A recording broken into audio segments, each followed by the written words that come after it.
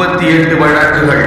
ஆற்காடு சுரேஷ் குரூப்பை அடியோடு தீர்த்து கட்ட காத்திருந்த பிரபல ரவுடி நாட்டு வெடிகுண்டு வீசி காரியத்தை கச்சிதமாக முடிப்பது இவரின் ஸ்டைல்.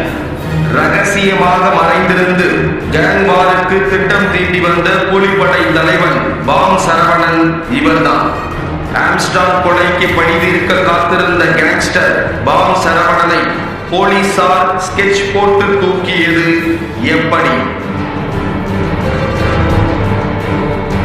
பிரபல ரவுடி சரவணன் என்கிற பாம் சரவணன் A+ ரவுடிகள் பட்டியலில் இருப்பவர். கடந்த ஆண்டு கொல்லப்பட்ட ஆம்ஸ்டாங்கின் நெருங்கிய நண்பரும் பகுஜன் சமாஜ் கட்சி வடசென்னை மாவட்ட செயலாளருமான தென்னரசு கடந்த 2016ஆம் ஆண்டு ஆற்காடு சுரேஷ் கும்பலால் கொலை செய்யப்பட்டார். அப்போது உயிரிழந்த தென்னரசுவின் சகோதரர் தான் இந்த பாம் சரவணன். தனது சகோதரர் கொலைக்கு பழிவாங்க ஆற்காடு சுரேஷை கடந்த 2023ஆம் ஆண்டு கூட்டாளிகளோடு சேர்ந்து கொலை செய்ததாக இவர் மீது வழக்கு உள்ளது. 6 கொலை வழக்குகள் மற்றும் வெடிகுண்டு வீச்சு, கட்ட பஞ்சாயத்து, அடிதடி என 28 வழக்குகள் இவர் மீது உள்ளன. சென்னையை கலக்கிய பிரபல தாதா காதுகுத்து ரவி, குன்றத்தூர் வைரம், காக்கு வீரன் போன்றோரின் நெருங்கிய கூட்டாளியாக செயல்பட்டு பல்வேறு குற்றச் செயல்களில் ஈடுபட்டுள்ளார். கொலை மற்றும் கொலை முயற்சிகளின் போது நாட்டு வெடிகுண்டுகளை வீசி காரியத்தை கச்சிதமாக முடிப்பதில் இவர் கை தேர்ந்தவர் என்பதால் பாம் சரவணன் என ரவுடிகள் வட்டாரத்தில் அழைக்கப்பட்டு அதுவே பட்டப்பெயரானது.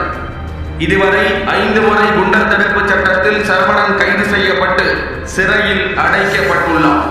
இந்நிலையில் நீதிமன்றங்களில் நடக்கும் வழக்கு விசாரணைகளில் ஆஜராகாமல் தொடர்ந்து தலைமறைவாக இருந்து வந்தார். 3 கொலை வழக்குகளில் விசாரணைக்கு ஆஜராகாத பாம் சரவணனை பிடிக்க நீதிமன்றம் பிடிவாரண்ட் பிறப்பித்திருந்தது. தனது சகோதரர் தென்னரசு மற்றும் ஆம்ஸ்டாங் கொலைக்கு பழிவாங்க பாம் சரவணன் தலைமறைவாக இருக்கிறார் என்றும் அதற்காக திட்டமிட்டு காத்திருக்கிறார் என்றும் உளவு பிரிவு எச்சரித்ததை அடுத்து போலீசார் தனிப்படை அமைத்து அவரை தேடி வந்தனர்.